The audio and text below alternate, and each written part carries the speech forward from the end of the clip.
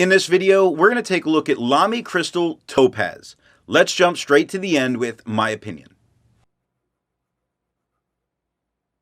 This is a really interesting brown as you get to go through the writing samples. For those that are most interested in a very dark brown, I think this one's really going to hit the spot with its really good tone variation by pen, and it tends to give some fairly decent shading. Now, I do prefer more shading in my browns than this can give with medium or drier pens, but though very wet pens put down a very interesting brown. Now, I'll say that this is an interesting thing about the ink in its darkest form from its wettest pens, in that there's moments that really make you wonder what color this ink is. It can look like a very dark, deep blood red, or it can look like a black, or it can look like it's brown, which is interesting that it plays those tricks on your eyes and keeps you a bit on your toes, meaning depending on what you choose, you could slip that brown ink right through in the professional environment. Nobody would notice or think too much about it. So I think what it's doing here in its darkest tones is really interesting and playful in its own way. And with that, I have enjoyed using the ink because I've had to check a few times to make sure for what I'm using, and I find that kind of amusing.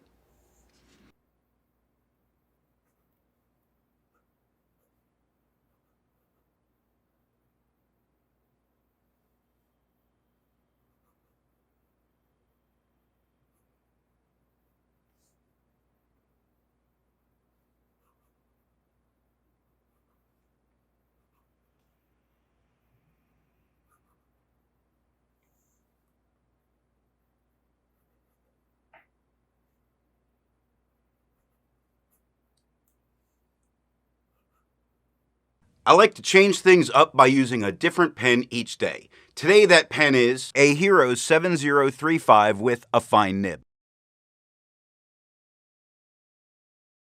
It's inked up, used for a day, and used to take the notes for this video. To see how I arrived at that opinion, let's take a look at the first writing sample done on Clairfontaine.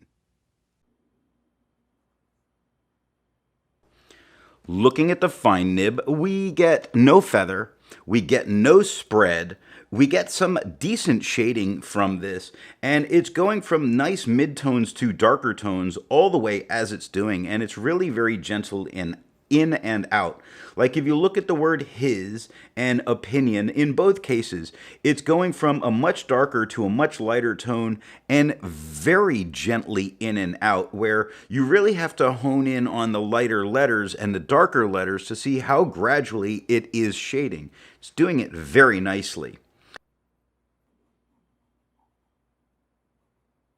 The medium nib is much darker than the fine, with no feather, no spread, still giving fair amounts of shading in that you're getting some very dark areas, which bring out that point of exactly what color are you looking at.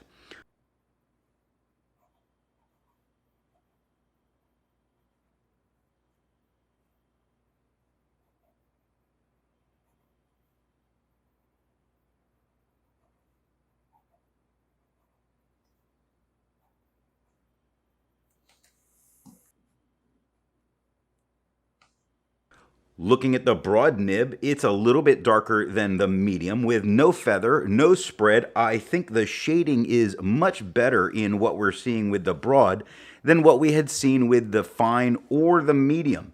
So that's one of the reasons I pointed towards the wetter broad for this ink in how it looks when I was talking about its color.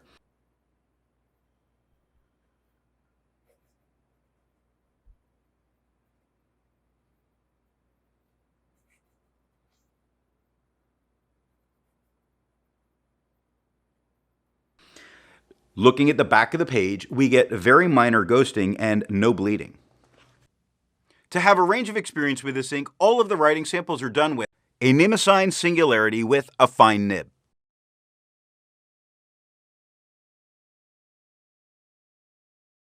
A Pelican P200 with a medium nib.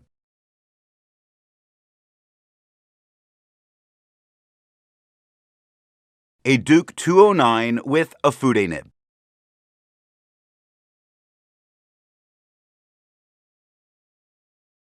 The next writing sample is done on Leuchtterm 1917 paper.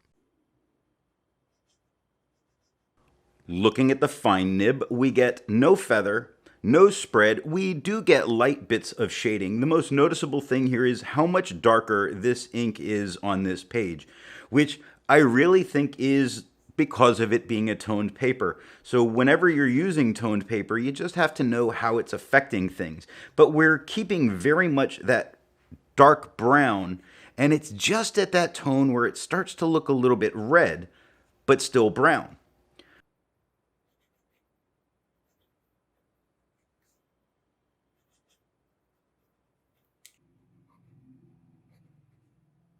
The medium is much darker than the fine, with no feather, no spread, almost no shading on this paper. That's just sucking up that shading and making it disappear. It's not bad here, I just wish it had its shading.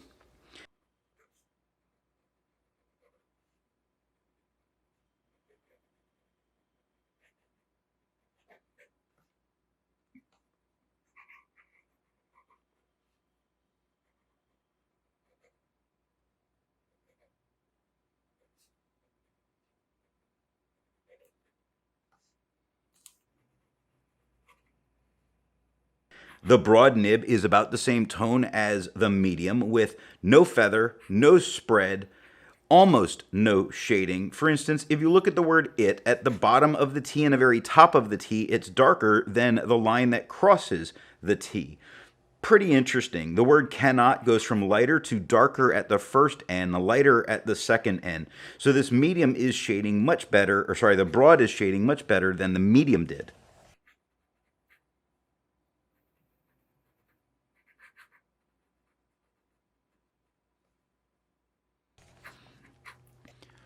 Looking at the back of the page, we get a normal amount of ghosting and we have no bleed through.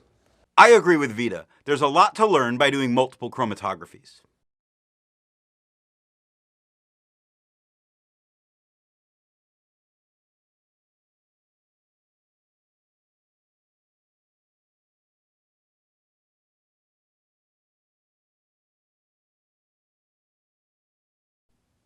The next writing sample is done on Moleskine paper.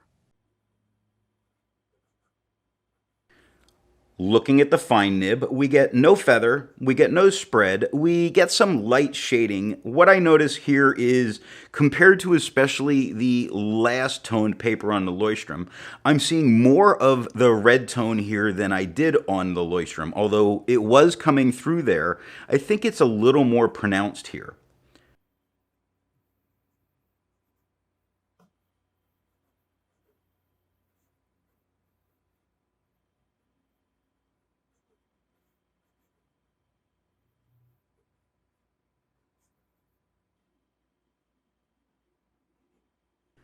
The medium nib has no feather. It has no spread. I'm going to take back no feather. I'm looking at the inside of the loop of instance, the very first word, and I see some feathering on the inside of that, which is a bit surprising. I haven't gotten a lot of feathering on this particular Moleskine notebook. We do get shading here, and it's not too bad. It's actually doing fairly well with the shading. The tone itself is only slightly darker than we got with the medium, or with the fine.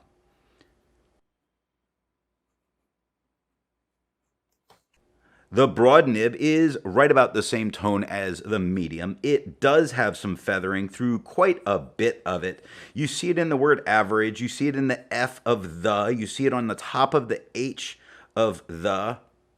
You see it all through the word temperature. So there's a lot of tiny feathering here, which, again, I think this is more this ink to this paper because this particular notebook hasn't done that very much. I'm not getting very much spread at all. It's really staying fairly true to its line width, and we are getting little bits of shading. Looking at the back of the page, we see a normal amount of ghosting and no bleeding. Resistance tests are done to see how this ink can be expected to perform on the page, and more importantly, how hard it may be to clean from your pen. This smear is allowed to dry for 3 days before testing it. And here we see the results of the resistance test.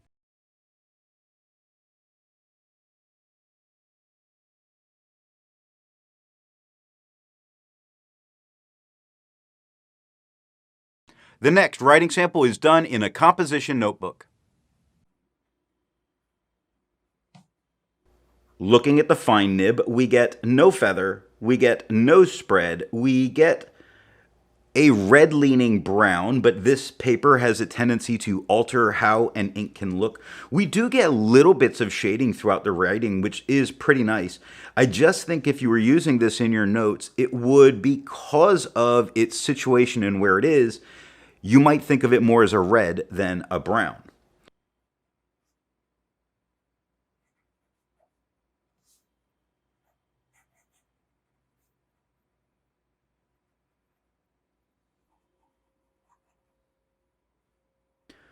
The medium nib is darker than the fine with no feather, no spread, almost no shading really at all. It's barely worth pointing out the few moments that it does happen. And again here, I see it being much more red leaning than brown leaning as a result of this paper and how it reacts, which I don't know about using it for that very reason.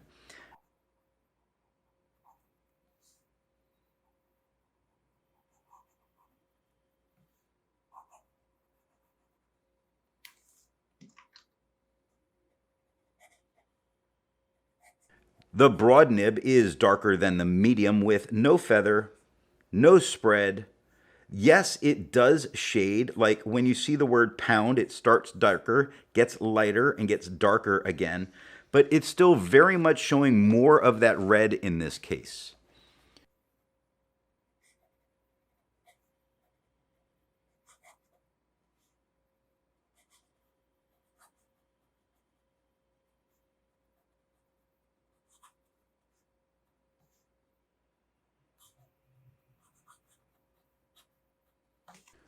Looking at the back of the page, we see a normal amount of ghosting and no bleeding.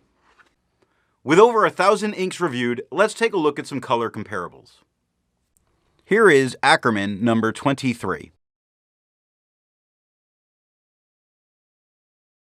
Here is Diamine Ochre.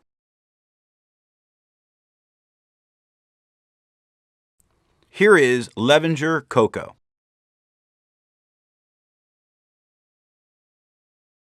Here is Private Reserve Chocolate.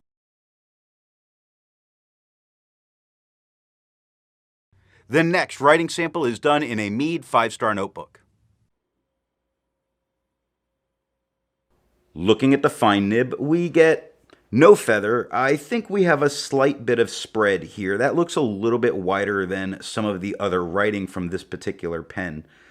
We get no real shading, and it's definitely keeping some of its brown tone here. It's more, I see more of the brown than I see of the red. I don't really see the red coming through except as slight undertones in certain areas.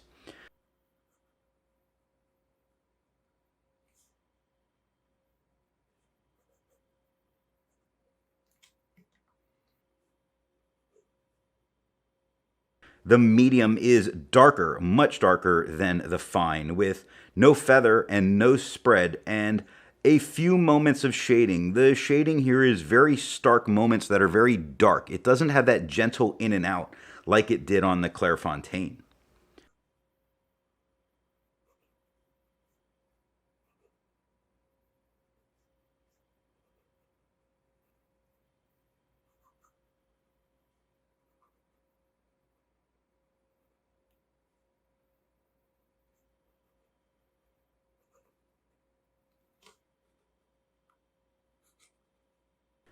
The broad nib is even darker than the medium, but not tons darker. It does have tiny bits of feathering. If you were to look at the word bee, the second word on the top line, you see a bunch of tiny feathers all over it. You see it in used, and you see it in a bunch of other words. Now, we also do see a little bit of spread going on here, and we really don't see any shading at all.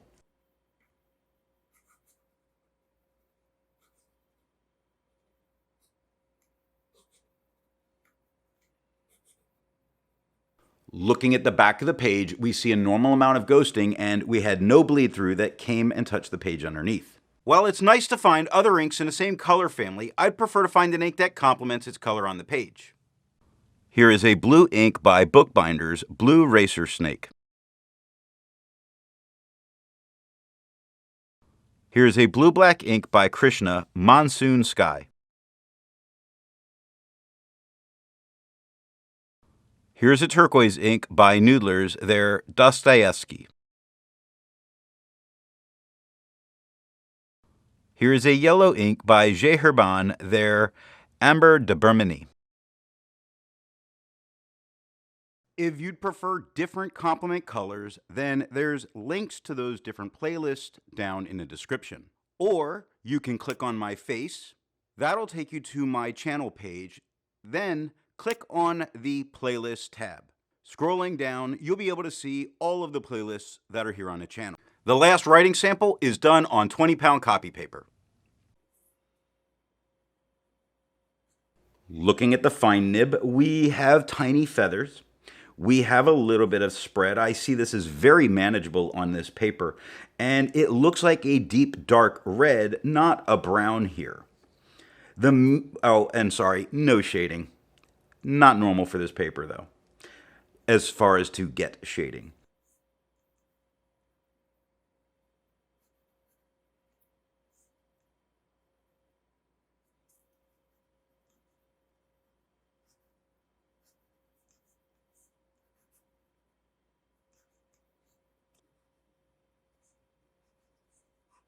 The medium is about the same tone as the fine. It has feathering, it has spread, it does not have shading. It's performing as would be expected. I think the medium looks horrible in comparison to the fine because the feathers are much more constant and a bit larger than we were getting in the medium. And in some words, it gives a really blurry look to it.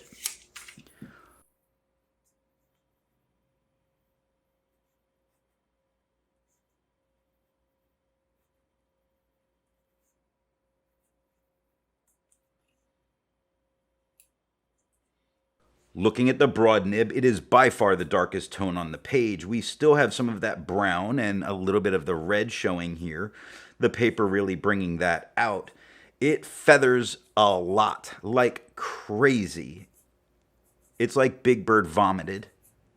But, you know, it's cheap paper. It spreads as you would expect for it being cheap paper. It doesn't shade because this paper soaks it up like a sponge.